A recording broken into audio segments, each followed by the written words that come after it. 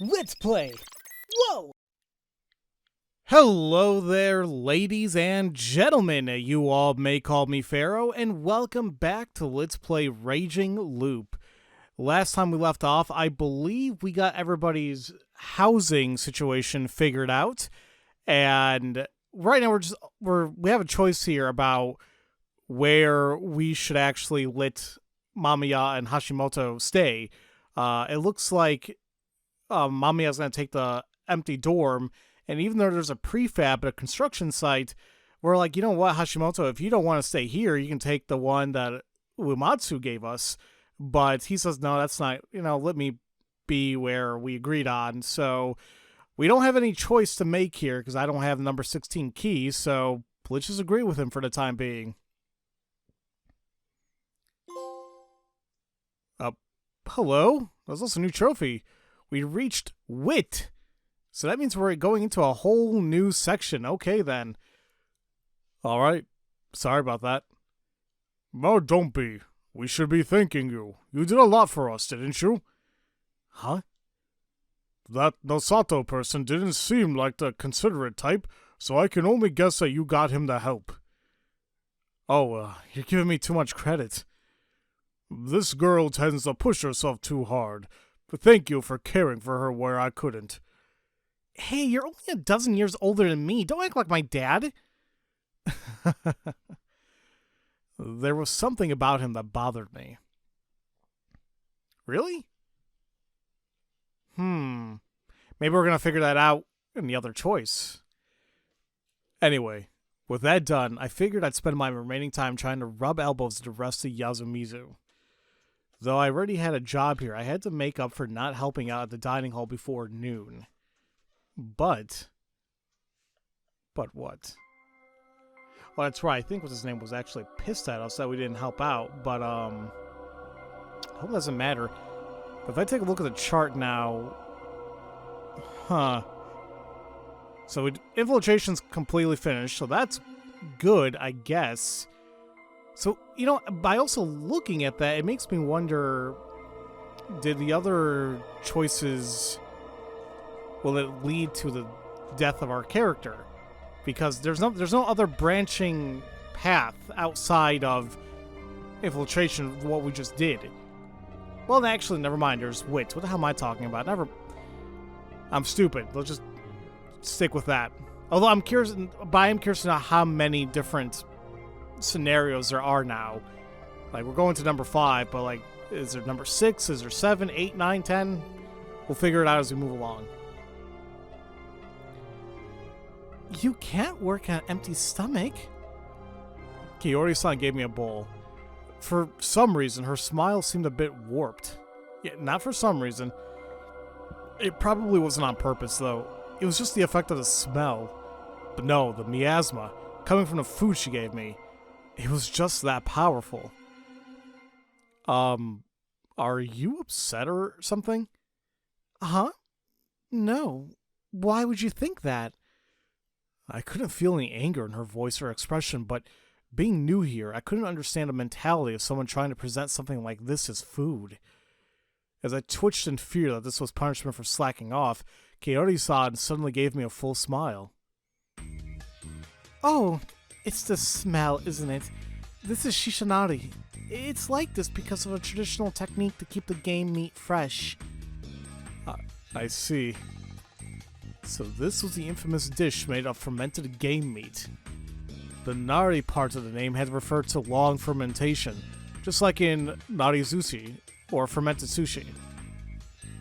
I had no clue how they gave it such a strong smell, though. Did they reuse the same marinade for decades? Like with the salt they used for sun-dried mackerel? They used to eat it raw before, but they eventually found out it's dangerous, and now we boil it or use it in stews or soups. It used to be a celebrated dish here. This is what's left from what I made for the journalists. Please consider it my way of welcoming you. Okay. I had to steel myself. I actually had a soft spot for strange delicacies. I tried sun-dried mackerel and any other weird foods I could get my hands on. No way could I refuse this. Now, see, that's what worries me too. Like, this whole thing about eating the food. It's like, does that do something?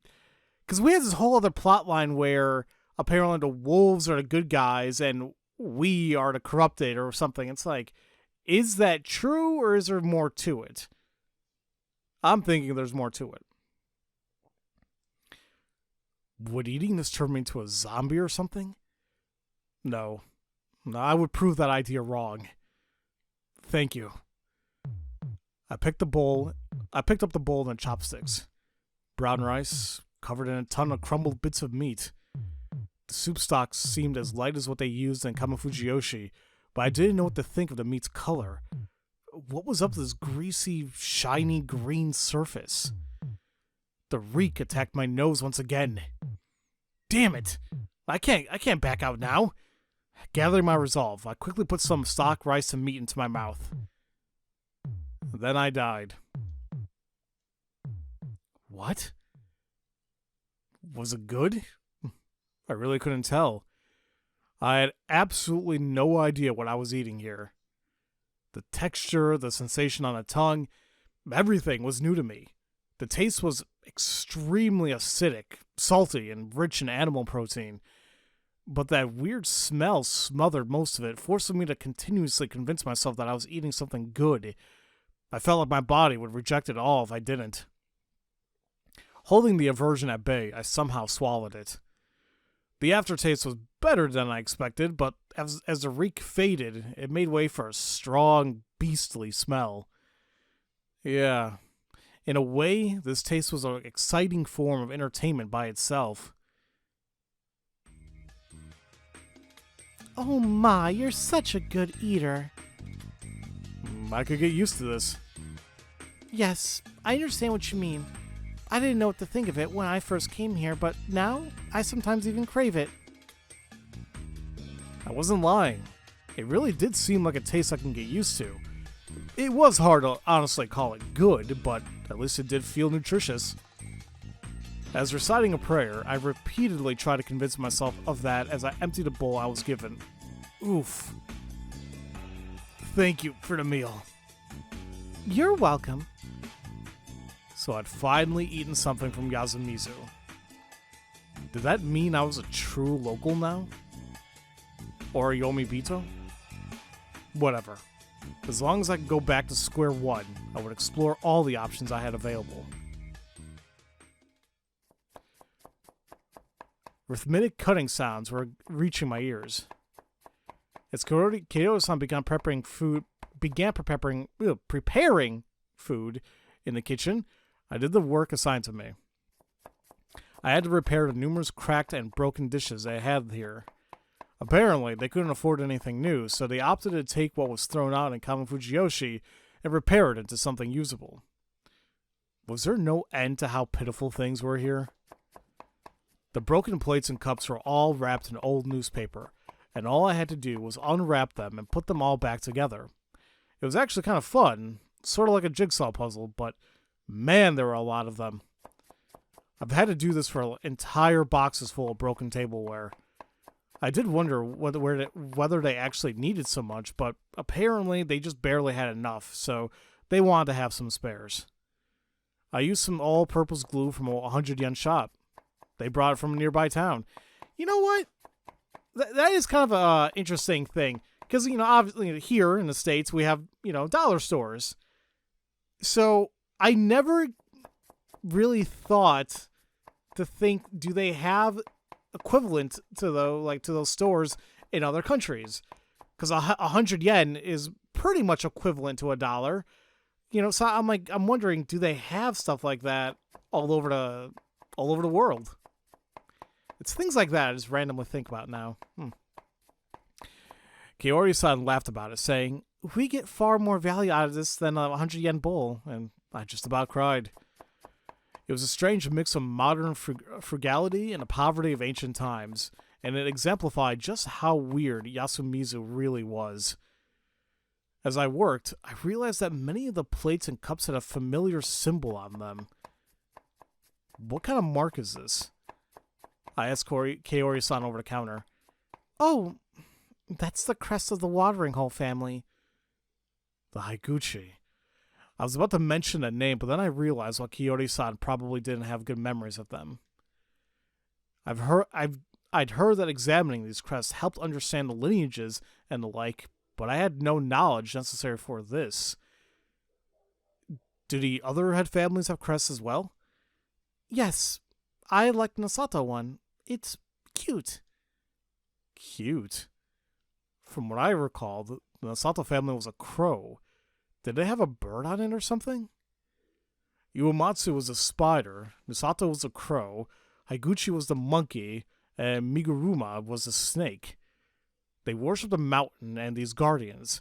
It was significant not only for Fujiyoshi's culture, but the Feast of the Yomi Purge as well. If memory served, Chiemi had told me last time that whether you had a guardian or not was relayed by a mark of blood on your skin. Waking up to find blood on your body was something straight out of a horror movie. Didn't the wolves and Haru-chan say it was done through dreams?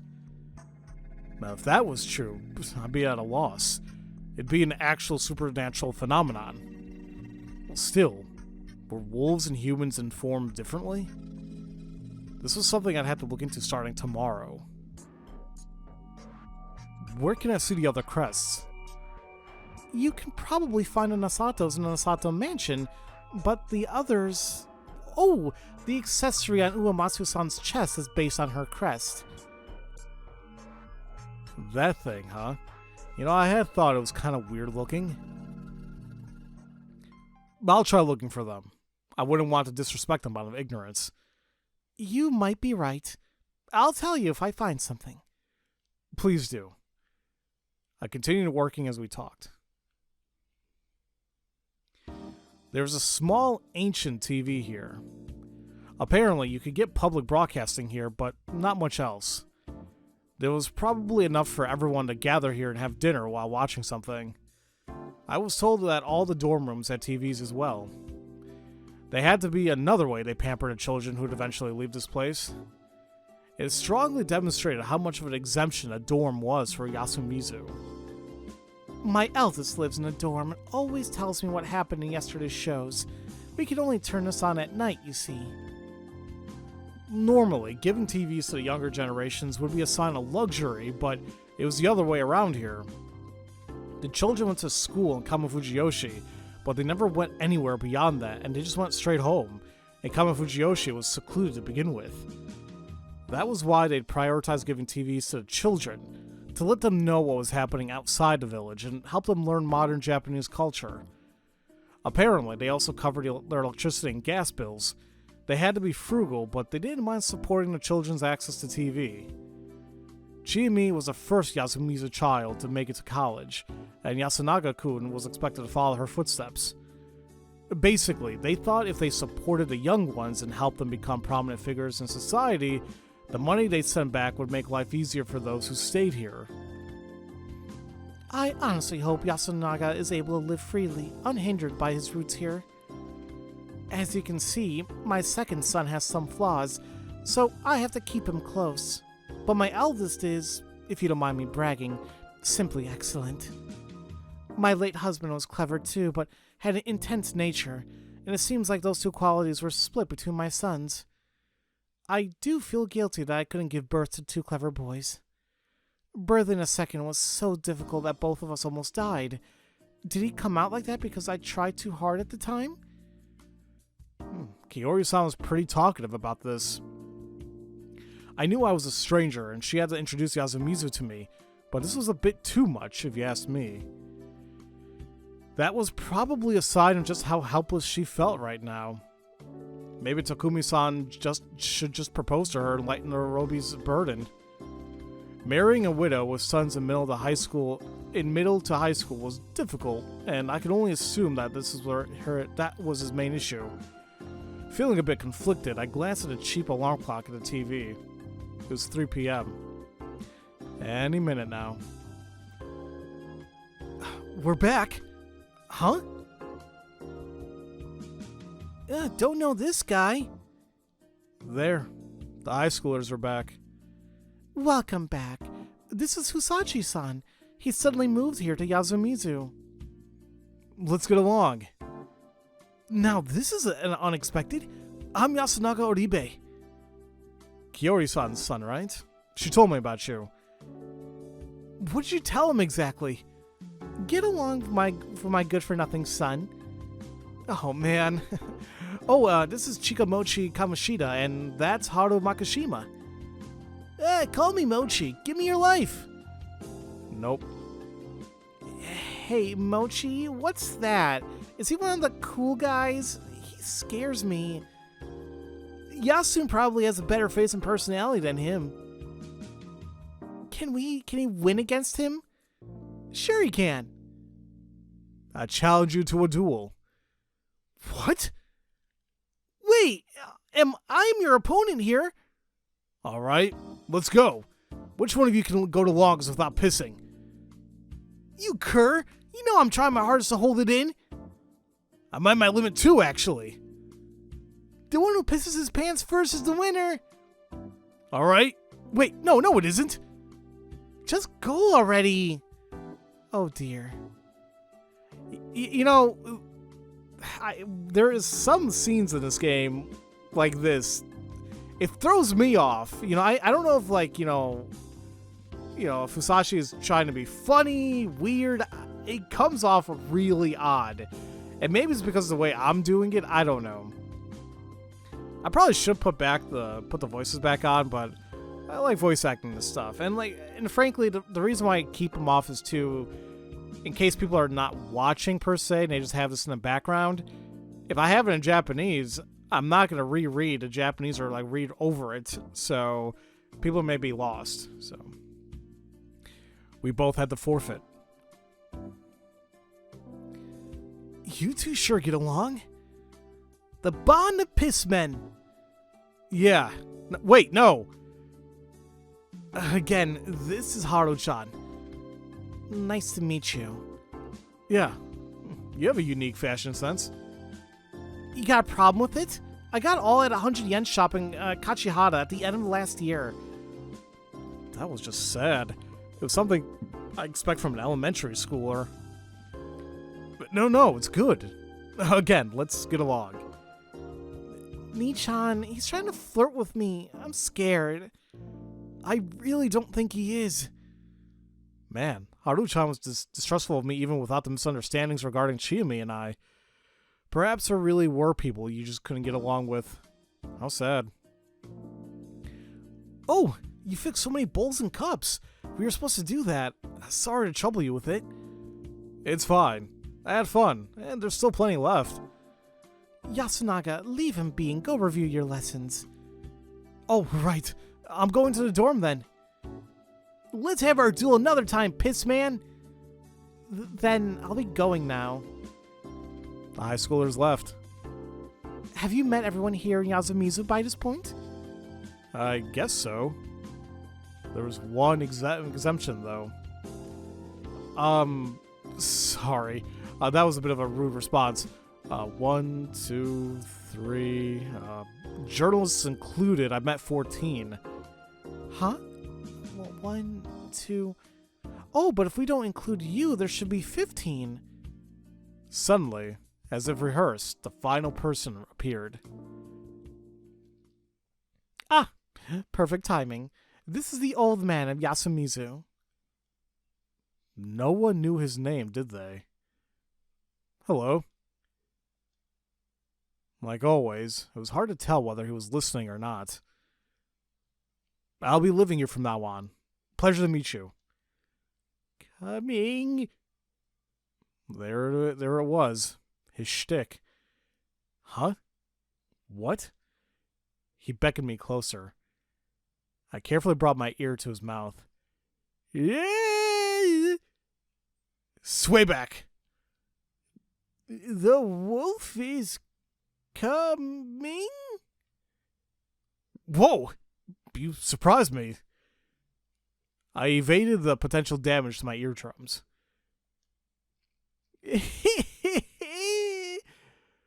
I had no idea what he was thinking, but he was grinning. Yeah, I'm hungry. Please wait. I'll make you an onigiri. This might have actually been the first time I saw him properly communicate with someone. Odd. Once given the onigiri, he quickly munched it all up, leaving a big mess, and just staggered out. That's because he actually had a jelly donut instead. I'm sure some of you guys get that reference. According to Kiyori-san, he'd always been a part of the whole Yasumizu package. He seemed to have something wrong with his head and tended to cause trouble here. Always a part, huh? Would it be wrong to assume he experienced something that made him go insane? At the very least, his catchphrase about wolves coming gave me that impression. He experienced the feast once, and the fear made the boy who cried wolf become the old man who cried wolf. Perhaps he'd even seen that thing? I'd love to hear what he had to say, but that seemed difficult. Is that everyone? Seems so. I was glad to have heard so much from Kiyori-san, but I would have liked to talk to the young ones more. Chiemi as well. Was it possible for me to forge a proper relationship with her starting tomorrow? Let's rest until 6 p.m.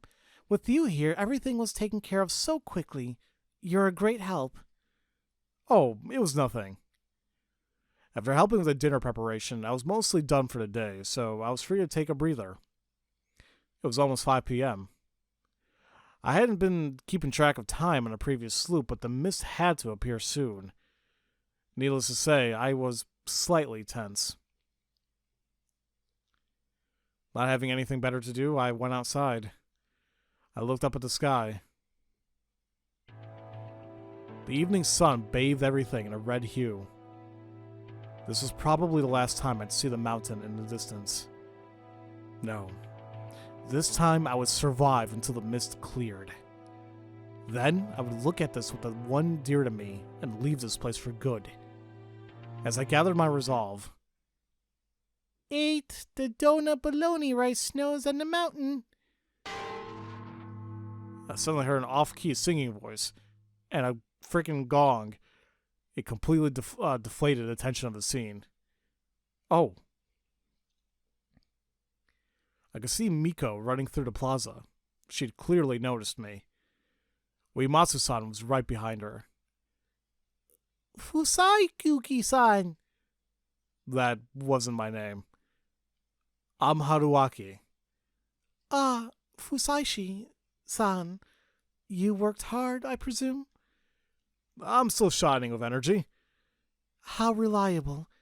I am going to look at the field downhill before dinner time comes. Oh. Just like last time, huh?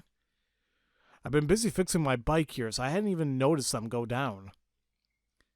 There's a field downhill? Yes, though it is more of a graveyard. Grave?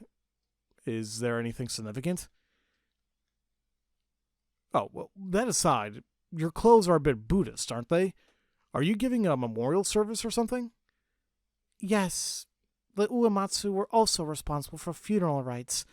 Our faith might have some roots in Buddhism as a result of that duty.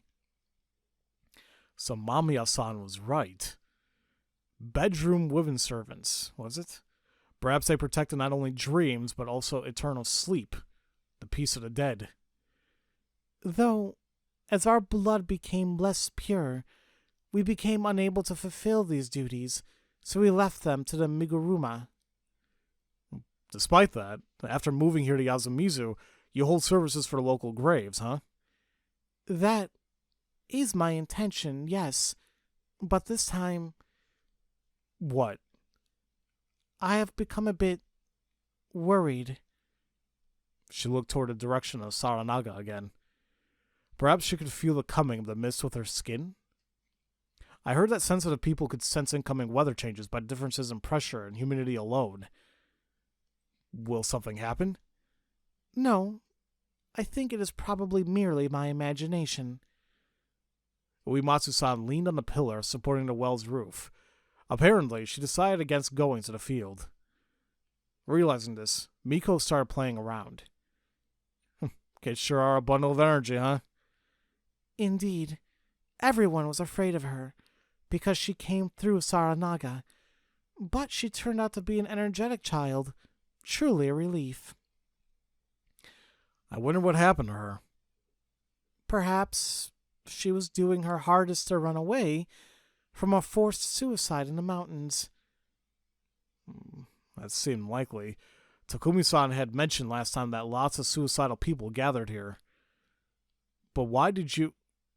I was about to ask why she was the one to take care of her, but then I remembered something. She took in the corruption. That was one of the roles she was expected to fulfill. It felt wrong to me, but I didn't know what I actually had a problem with. Miko's parents? The locals who treated her like filth? Or perhaps the customs and superstitions that caused it? 9, one whole birthday cow to find. 10, to kiss my sway again. That's a unique song. I heard it during the broadcast in Kamafujiyoshi. I'd actually heard it here in the last loop, but whatever. It's an old song about the teachings of great Lord Shinai-sama, the incarnation of this mountain that keeps us alive. Shinai-san's guardians are 1 snake, 2 monkey, 3 crow, 4 spider. She began singing out of nowhere. 5, prepare for the feast when the evening mists arrive. 6, the badger runs along late with Nair as a fix. Her clear voice vanished into the wind passing this empty plaza. However, I could hear it very well. 7, the corrupt Yamabito rise to oppose the mountain. The tone of the song suddenly changed. 8, death of the damned Yamabito is the mandate. Her singing now brought out feelings of unease. 9, one soul per day now to bind. Chiami? 10, the mists rise away again. Oh no, there's that weird ass music thing going on. An ice cold voice cut her off. I looked at the source and a chill went down my spine. It was Chiami, covered in the red of the evening, as well as the red of blood. Her whole body was covered in blood. You were working hard, I see. Oh, I was. Huh? Serizawa-san, what happened?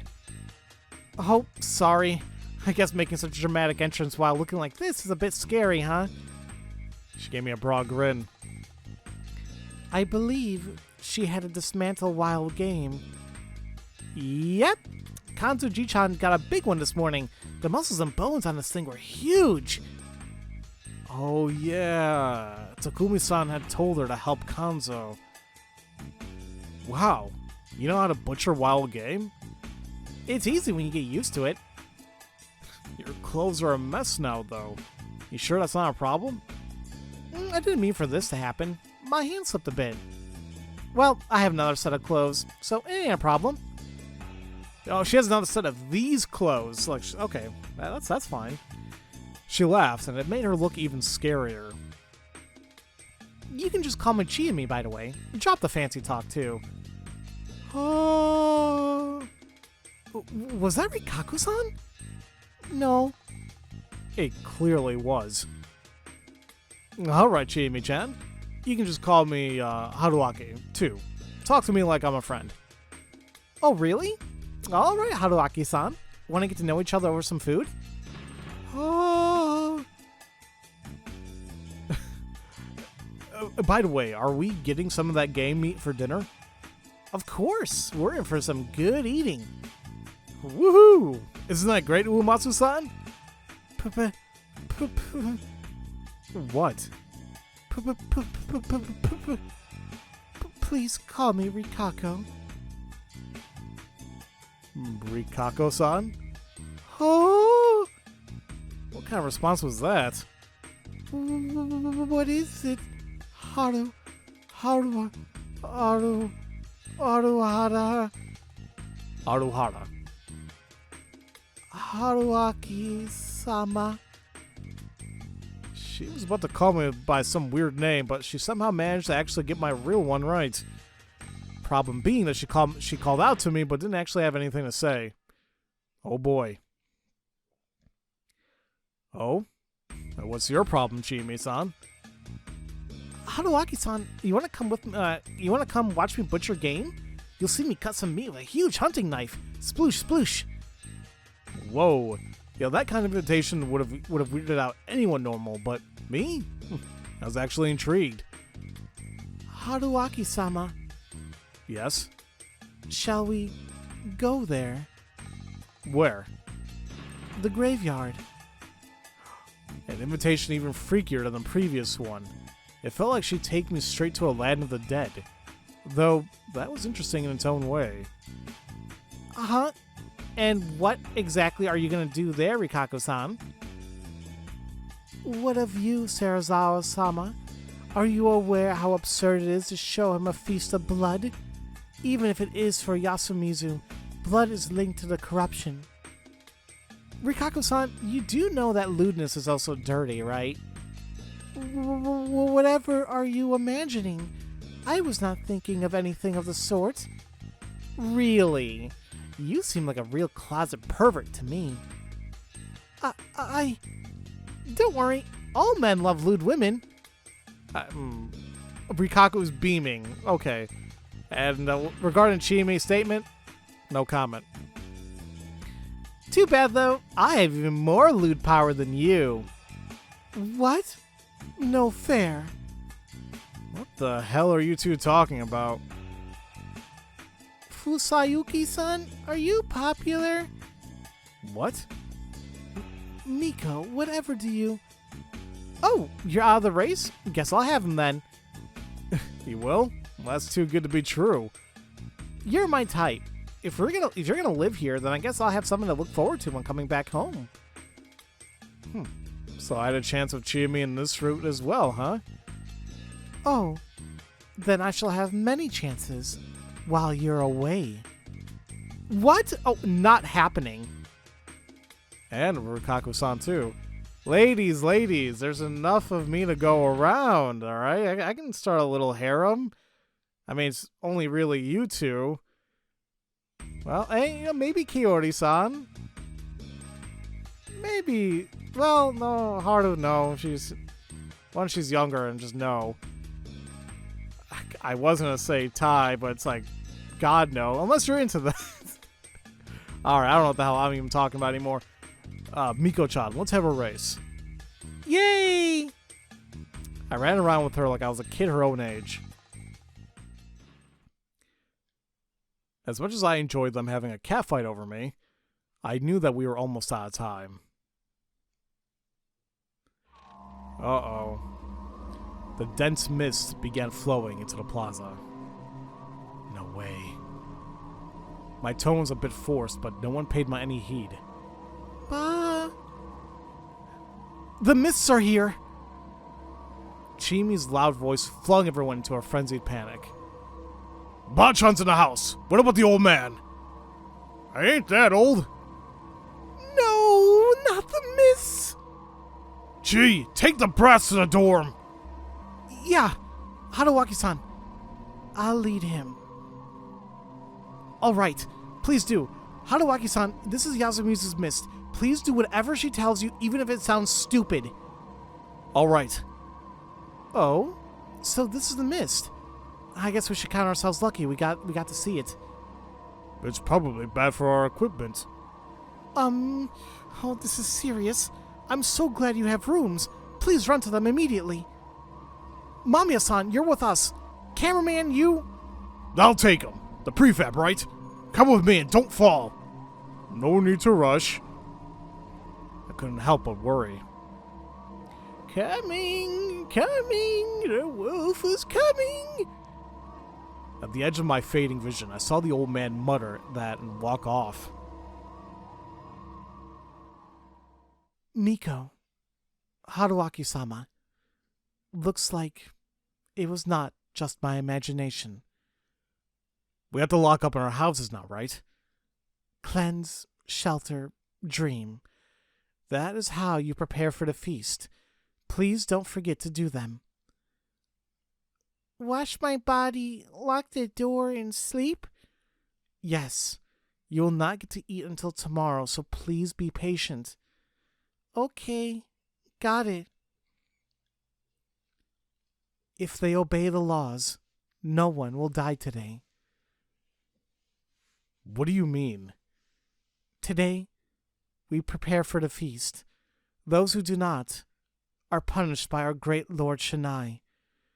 Please, go. Rikako-san took Miko in her hands and took a step back. That alone made her face less clear. Please, prepare. I wish to see you again tomorrow. I will. I shouted that right before her face vanished. She clearly liked me. So much that she was almost crying. She probably assumed I wouldn't believe her and thought I'd be a pile of gore tomorrow. Not a chance. I knew how serious this was, and I understood the depths of the fear and despair. And on top of it all, I wanted to help them. I wanted to reassure them by making that all too clear. I made my way carefully downhill to my hut. Unlock, enter, lock. Oh man, I felt so much safer than last time. After all, I could actually lock up, had a decently sized space that was protected from the mist, and had a nice place to lie down. I'd made it this far. That alone was a strong sign that I was doing way better than before. I turned on the light. I actually had electricity here. Well, I had it most in the dorm too. I had it in the dorm last time as well. All that was really cut was the telephone wires to the dining hall. Weird to think that missed and severed phone wires were enough to create a closed circle like this one. Even weirder that I actually came back here on my own volition. I reached into the bag at the corner of the room and opened a yellow box of food. It was probably unfair to everyone else, but I needed the energy. I'd have a hell of a time tomorrow. After my half-assed excuse for dinner, I took the wet towel from the pail and washed my body. I then checked that the door was really locked. All that was left to do was spread out the futon and sleep. Could I, though? After all, I had so many things in my mind. Well, first, the things I learned today. I found out I could change how things went down. This time, I, somehow, succeeded in becoming an inhabitant here and saved the journalists. I had no idea if this would make things better than last time, but it was clear things were different. That alone was big. It had to be. Also, I had a feeling that there was at least one Yasumizu inhabitant who'd experienced a feast before. This wasn't that new, but now I felt like the elders weren't the only suspects. Takumi-san could have experienced one as well. Tomorrow, I could probably ask if there was a mist before, but I could actually make it sound natural. The settlement's history was just as deserving of an investigation as its customs and superstitions. And Rikako Uematsu. She might have actually been way weirder than I first thought. She fell often and went nuts when you just called her by her name. Despite her weirdness, though, there was a certain charm to her. She was kind of like a fancy-looking restaurant that you were afraid to go into, but when you mustered the courage, it turned out to be an unexpectedly cheap and sold simple yet nice flavors, making you really attached to it.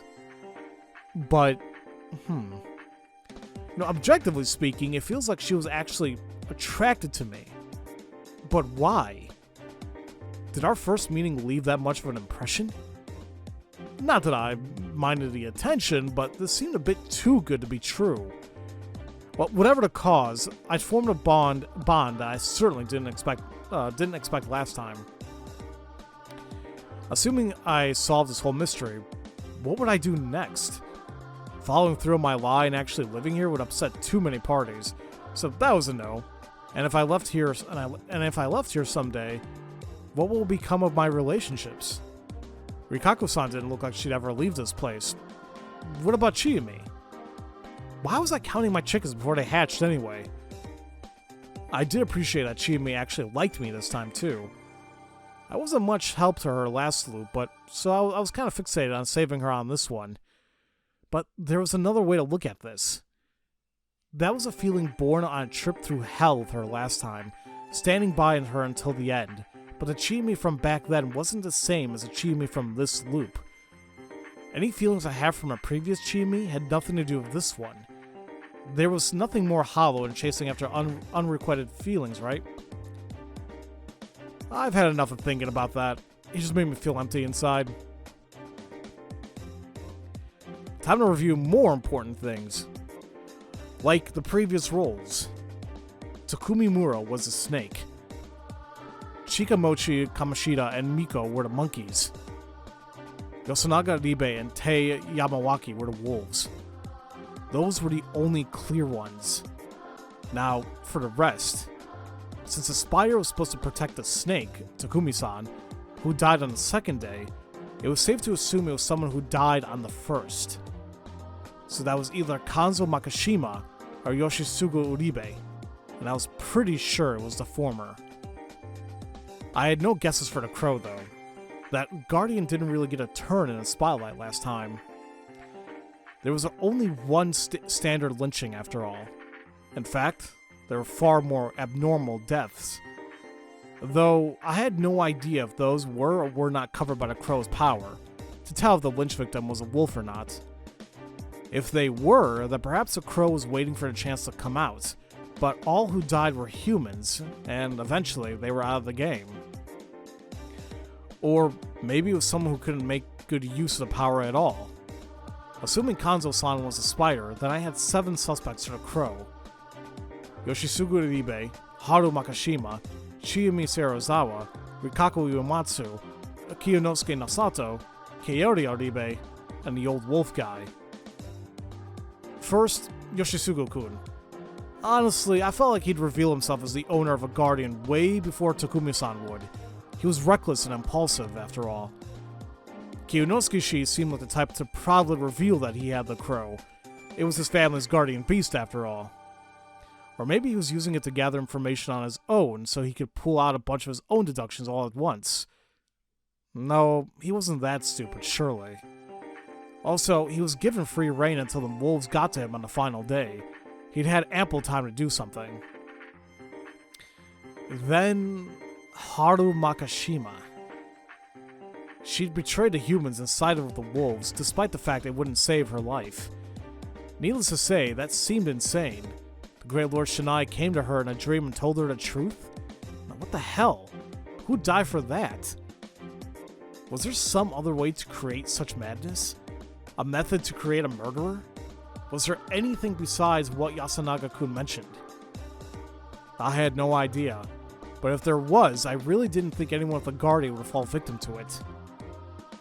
If Chiyumi was the crow, I would hope she'd have confided in me about it. Kaori Uribe. I had no idea. She'd been the only one who killed the conventional way last time, but was never really given the chance to speak up. Even if she was, it's possible she'd chosen to keep silent and focus on killing everyone for her son, or she tried to become a shield for him. The old wolf guy made no sense at all. If he'd gotten a guardian, it would likely have just gone to waste. Finally, Rikako-san. I had no idea what to expect from her. She was the only descendant of the Uematsu family and their current head, so perhaps she knew some secrets known only to the head families. However, from what I observed of her today, it really did seem like she just had a bad feeling and came to check. I didn't really know how intelligent she was, either. She did seem to have a good intuition, but she was also a bit of a klutz. There was also the fact that she'd been eliminated from the previous game due to some kind of strange corruption. Maybe she didn't have a chance to reveal that she possessed a guardian. That meant the most likely candidates for the crow were Rikaku-san, Kiori-san, and the old wolf guy. What was more important here, though, was that if those guardians would be the exact was if those guardians would be the exact same as last time. If they were, I'd have this feast in the bag. If, to use an extreme example, I went and silently took out Yasunaga-kun and Teisan, I'd probably fall victim to the corruption, but the human side would win. Of course, the participants were different this time, so it wasn't guaranteed that we'd get these same guardians. But if Great Lord Shinai or whatever picked them had some sort of qualifications for his chosen, well, the addition of outsiders would change nothing. On the other hand, if our participation could change the guardian assignments, was it random, or was there some kind of pattern? Whichever it was, it would mean that there was no higher will intent on giving guardians to specific people. Whatever the case, it would help getting closer to the truth beyond the feast. If I found out the rules behind the guardians' distribution, I could probably win without even trying to read people's minds. The only problem was my whole looping thing. Nobody would believe me if I told them. I couldn't blame them. If I went and said, "This is how it was last time, so you're the wolf this time," everyone would think I was nuts. I had to look at this as nothing but a source of extra info to use to my advantage. And of course, I couldn't sleep. What would happen to me if I spent the whole night awake? Was someone watching me? Did they know I wasn't sleeping? Would they come to kill me? You know, that line of thinking made me feel like I was being watched. What about the locals? They already had the MISTS and the feast to fear. Could they sleep soundly? Yeah, I knew the old stories said they should be able to, but... yeah, make me happy. There was something wrong with the people of Yasumizu. They were normal in regular circumstances. No total idiots anywhere, and not all of them seemed like the sort to lose themselves in superstitious ramblings. However, certain situations seemed to act as a trigger, turning them completely irrational. The absolute extreme fear of the mist. The complete submission to the real story. The lack of aversion toward hanging people. Was that all part of the feast? If so, what kind of psychological systems were at work here? I just couldn't understand. Things I couldn't understand scared me. Was there a limit to the extent I couldn't comprehend? What if it was just a huge, never-ending downward spiral of irrationality? Well, if that was the case, it'd be pretty damn scary.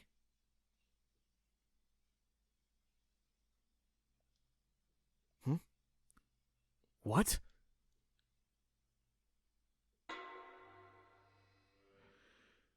Well then. With that said and done, let me take a look at the chart here. True beginning. Okay. So if I go back to infiltration,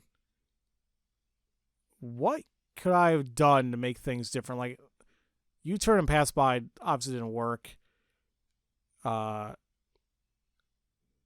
can't... oh no, this didn't work at all, so I entered a village. See, all set. I can't... what was that all about? I can't remember what this choice was. Like... I could just quickly go back to it, but screw it. I know this was like working with, what's his name? Hashimoto about, like, should we stay in the rooms? Should we switch? Whatever. So, there are options like how things could branch off into maybe scenario 6. But basically, what Fusashi was saying this entire time right now, like in his room, is kind of what I'm getting at is it going to be the same people? Is it still going to be two wolves? Is it still going to be Tei and Yosunaga?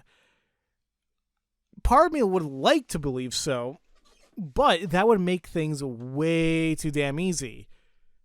I mean, at the same time, we can't just blur it out and say, yeah, we know you're the wolf, that's that. No, we still have to prove it and whatnot.